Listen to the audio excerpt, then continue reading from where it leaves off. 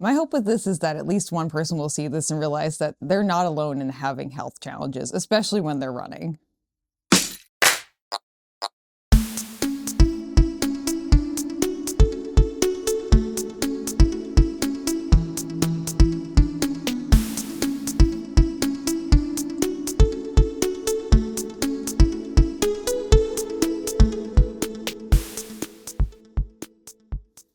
Hello, my friends, and welcome back to Runnah, running on Cape Cod, Massachusetts and beyond, and welcome back to your favorite local running community. I'm Juliana, and we are here with a solo episode. Here we are, huzzah! And I understand that we've been doing a fair few number of solo episodes, but do understand, this is my show, my podcast, so I make the rules here. I also don't make the schedules for the people who I want to interview. So we kind of have to work around my schedule, plus their schedule, plus all the health issues I've been having, plus like jobs that I'm working, plus everything else in the world. So we are here. We are going to be doing an episode today about balance issues I've been having and some kind of undiagnosed balance issue / neurological issue. I just want people who are watching this to realize that if you're having a health issue, especially one that's not super common and isn't like easily diagnosable, you're definitely not alone. But before we get into that, 2 reminders for all of you. And if you've been here before, you know the deal. 1, please subscribe to the channel if you can. That really helps me out. Definitely comment below and like the video as well too. That definitely helps the channel out a lot. And 2, I am fundraising for Team for Kids for the London Marathon in 2026. And if you'd like to donate to that, you can head to the link down below and donate to my London Marathon charity fundraiser. None of the money goes to me. It all goes directly to Team for Kids. So you can help out some kids get access to sports and running and active programs that they wouldn't otherwise have access to. So that is great. What we are going to be talking about today is balance issues. Challenges with balance that's probably like neurological issues. Something that I'm going to preface with this is that I am not fully diagnosed yet with anything specific. I also come with the caveat of like a diagnosis is just a title for a collection of symptoms. It's not necessarily the live all, end all, be all of everything. It's a title for a collection of symptoms. It helps doctors organize things better and thus more effectively divvy out treatment. It doesn't mean, if you don't have a diagnosis, it doesn't mean that you don't have the symptoms. But people get really stuck up on that. But I just want to let people know that I've been seen by certain doctors who aren't specialists in this type of thing, have referred me to a specialist. It's taken 6 months for me to get to that appointment because I have to go to Boston, but I'm going to go see the people at, I think Boston Mass General, maybe. I can't remember which hospital it is. One of the big hospitals in Boston, but I have a appointment in January with their movement disorder clinic. So that has escalated up to that. And that's where we're landing us right now. So I want to just talk about the symptoms that I've been going through and also just let people know that they're not alone if you're going through this.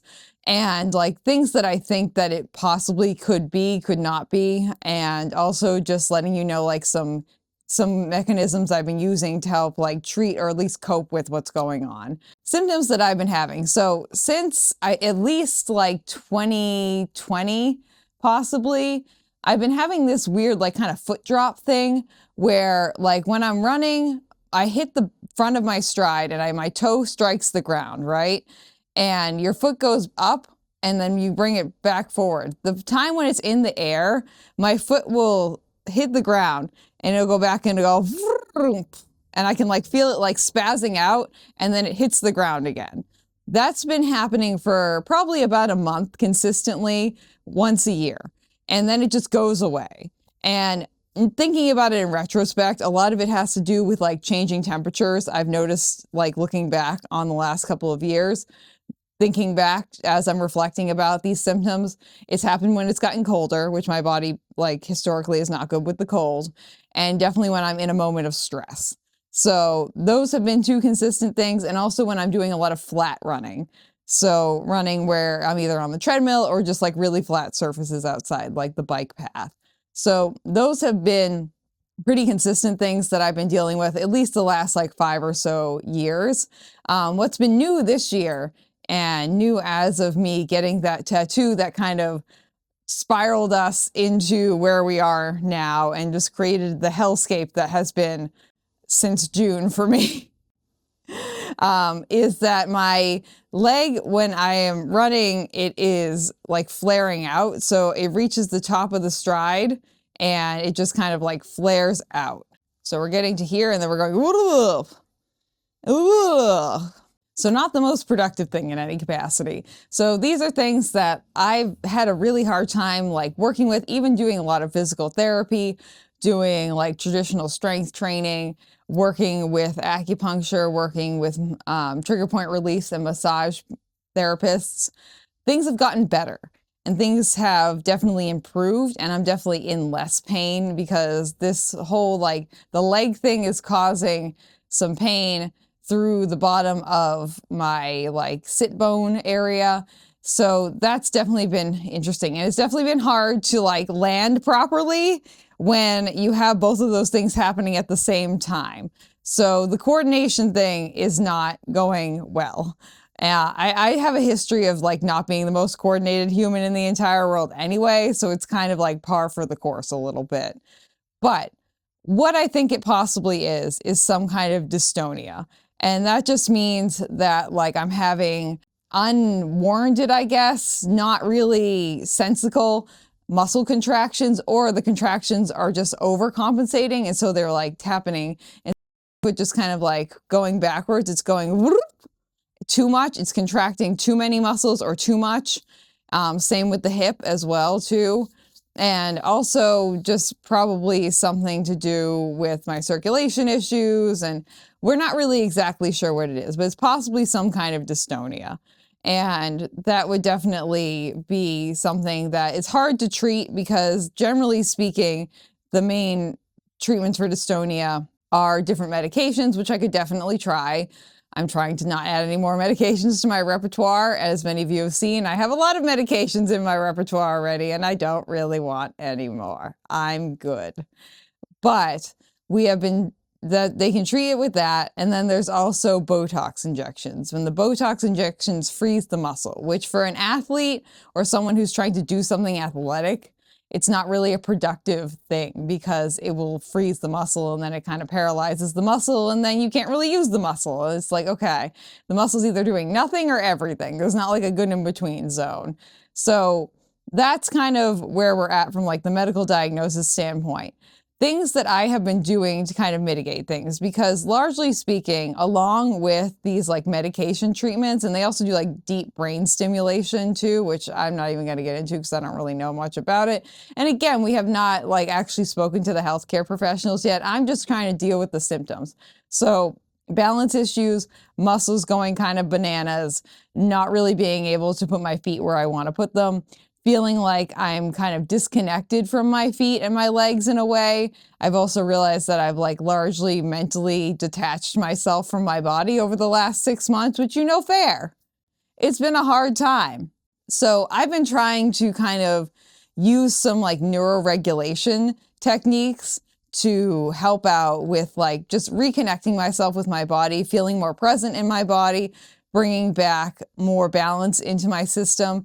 Just because I found, and I think other people have found from my internet research, that if you can regulate your nervous system a lot better, like your muscles actually are a lot more controlled and you can mitigate a lot of the symptoms. So a lot of that comes down to like breathing exercises, self-soothing exercises, and things that kind of like put you back in the present and put you back in your own body. So I have talked with my therapist. I've talked with our good friend Nicole, who is our psyching team lead for the Cape Cod Marathon. She's been on here twice, and we love Nicole. She's one of my best friends, and she has a lot of like neuroregulation tips that she works with all of her clients and her girls with, and just kind of doing some self-reflection. And I've kind of landed on a few, and I've been trying these things out like actively when I'm running. And I've kind of landed on a few different things that have helped me the most.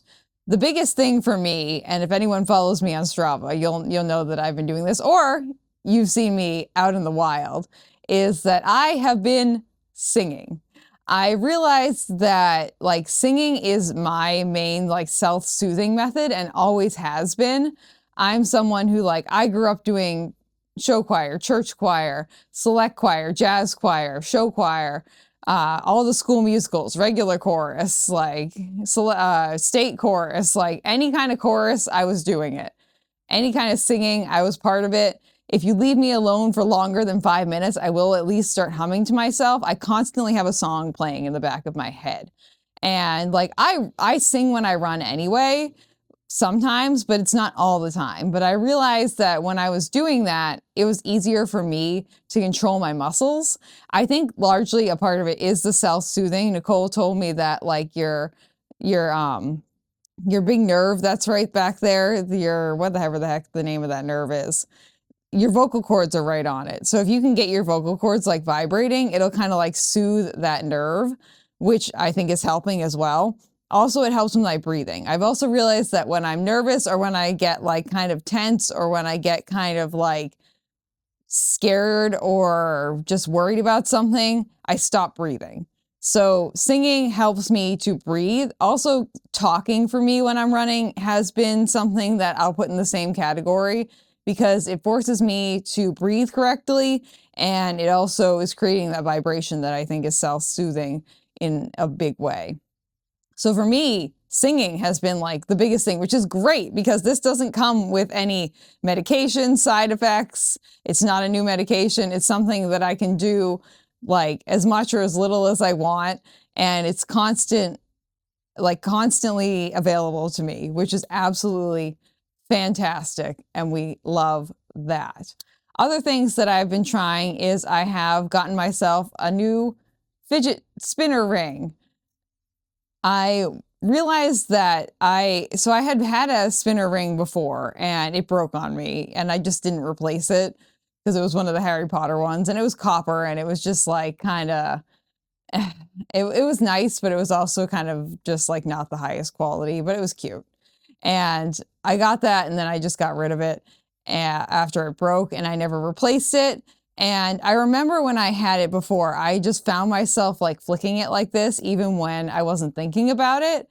And I remember just having better running during the time when I had that. And then I also read an article about Kara Goucher, who publicly has stated that she has runner's dystonia, which is a very rare form of dystonia, which could be what I have for sure. And she said that she runs with fidget toys in her hands, and spinner rings are a format of fidget toys. And I know it's something that I can just keep on my finger and just spin whenever I need to. And I have found that that's really helpful because it kind of just like creates that grounding of me just being able to focus a little bit more and putting me back in my body and just reconnecting me with a part of my body that like my hands and my feet are the two spots that I seem to disconnect with first because I think they have the least amount of circulation in my body mentally when I am starting to just like remove myself from this planet mentally. So having that, I think has been really helpful. You could definitely use like any other fidget toys that you find helpful. But I just found that because I can keep it on my person, I know that I'll do it subconsciously. And if I want to do it when I'm running, which I have been, and I did today when I was running, all I got to do is do this and it's right there. And I got one that's got like little grooves on it and it's nice and textured. So I really enjoyed that. It was like $7 on Amazon. So I was like, you know what? Let's just do it. You know, that has been really, really, really helpful for me. Those have been like my two main things. Also, like continuing with therapy, like talking to people about how I'm feeling. Definitely just figuring out different ways to improve my breathing and just also, oh, the other thing too, wearing like lower stack shoes. I found that the shoes that are like really high cushion, they disconnect me from the ground too much. And I need to be able to like have some kind of sensory input from the ground to be able to like properly navigate my way through the earth in a way. Wearing some of my like lower stack shoes, not like super low stack shoes, but like shoes where like I can actually kind of feel the ground a little bit more. Like I was running in the Puma Mag Max the other day and that was just too much. I couldn't do that. But then I ran in my Puva Forever runs this morning, and that was good.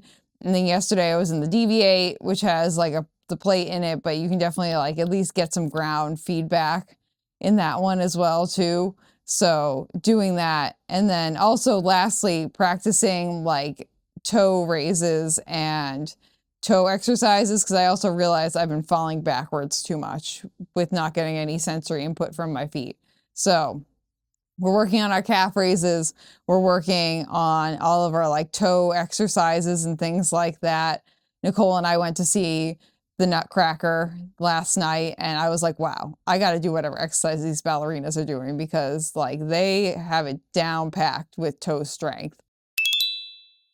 That is largely what I've been doing. To wrap this up, I just want to let everyone know, if you are having some kind of challenge with your running, with your health in general, if your balance is off, if you are like having trouble regulating your nervous system and you feel like you're all alone, please just know that you're not. Please just know that like whatever you're going through, there's something you can do to help out with it for the most part. And that if you need someone to give you a little pep talk, I'm here to give you a little pep talk. You know, I've been giving myself little pep talks for sure. And definitely just realize that you're not alone. You're not alone. You're probably going to run into some doctors who are trying to gaslight you, especially if you're a female presenting human being. You're probably going to get gaslit by some doctors, and it really sucks. It really, really sucks. But it's unfortunately, it's the American healthcare system. But you can be better than the American healthcare system, and you can find ways to manage what you're going through, and also find a community. Again, where I'm going to say that I really love going to Reddit, not to necessarily find solutions to my problem, but just know that I'm not alone, and just find the communities where I can be like, hey, has anyone else ever gone through this? And then maybe there's someone who does give you like a useful solution to like a way of breathing. They're like, yeah, I tried this like breathing method like a while ago and it really helps. And like, if that really helps you, that's great. If it doesn't, then that's fine. I would say don't try anything that's like super risky that people recommend on Reddit. But if someone recommends that you try out like a breathing method, or they're like, yeah, maybe a fidget toy will help you, I feel like those are like safe, valid options to be trying, you know. But use your own judgment. I'm not in charge of your life. I'm not in charge of your body. I'm just here to share my experience. Part of what has been happening recently. This is just a very, very small snippet of all the health issues that I've been going through. We don't want to overwhelm people with too many things. And if you wanted to get information on that, here we are. Hopefully this was helpful to someone. I don't know if it will be or not. I don't really know. We're trying our best over here. But before we end up the video, don't forget, my friends, subscribe to the channel if you can, and donate to the London Marathon fundraiser if you can. And I will see you on the next episode of Runnah. I love you all very much. I hope you're having a great day, and I'll see you soon. Bye. Thank you for listening to this episode of Runnah. This podcast is edited, hosted, and produced by me, Juliana Coughlin. Brought to you in part by the Falmouth Running Club and the Falmouth Community TV station. If you'd like to connect with us, you can find us on Instagram and on TikTok at RunnahPod, and you can send us an email at runnahpod@gmail.com. And our original theme music was brought to you by the one and the only wonderful Jeffrey Hutton. And keep up the great work. I'm proud of you.